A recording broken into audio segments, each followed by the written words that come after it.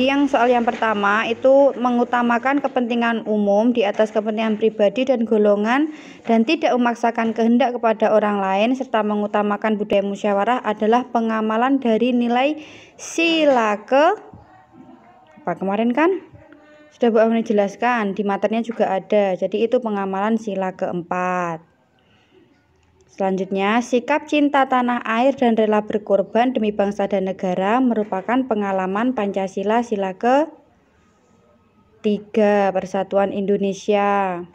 Sikap kehidupan sehari-hari yang sesuai dengan nilai Pancasila sila ke-1. Sila ke-1 yaitu tentang ketuhanan ya. Jadi doanya yaitu berdoa sebelum melaksanakan aktivitas.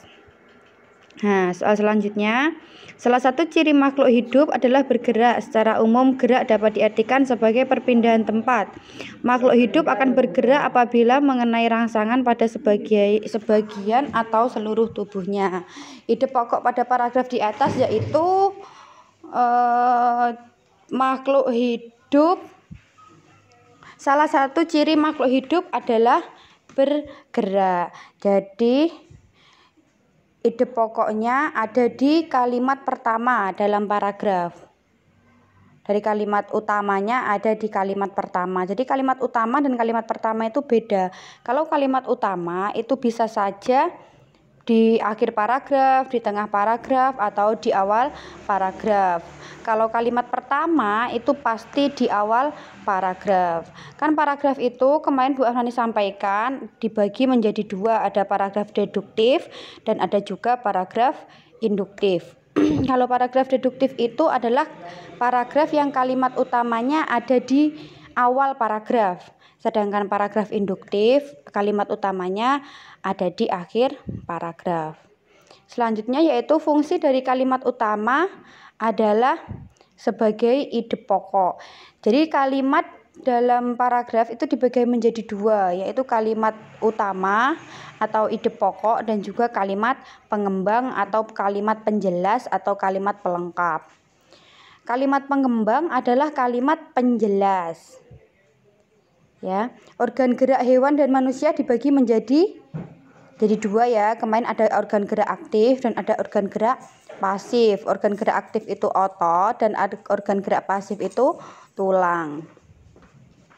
Organ gerak pada makhluk hidup dibagi menjadi dua, yaitu aktif dan pasif, bukan aktif dan posesif loh ya. Diingat-ingat. Selanjutnya di bawah ini adalah hewan amfibi yang unik adalah amfibi itu adalah hewan yang bisa hidup di darat dan bisa hidup di air.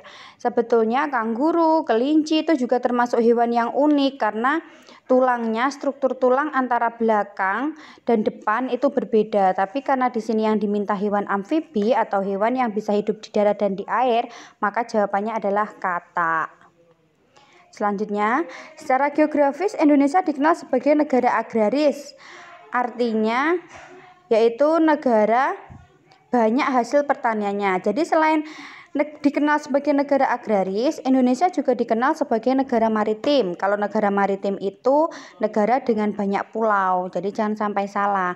Kalau negara maritim itu dikenal dengan negara yang banyak pulau, sedangkan kalau negara agraris itu negara dengan hasil pertaniannya. Nah, ini di soal selanjutnya ada Indonesia juga dikenal sebagai negara maritim, yaitu negara kepulauan. Saat ini kita bertempat tinggal di Pulau Jawa. Kalau Jawa Timur, Jawa Barat, Jawa Tengah itu adalah bagian dari Pulau Jawa. Tapi pulau yang kita tempati itu namanya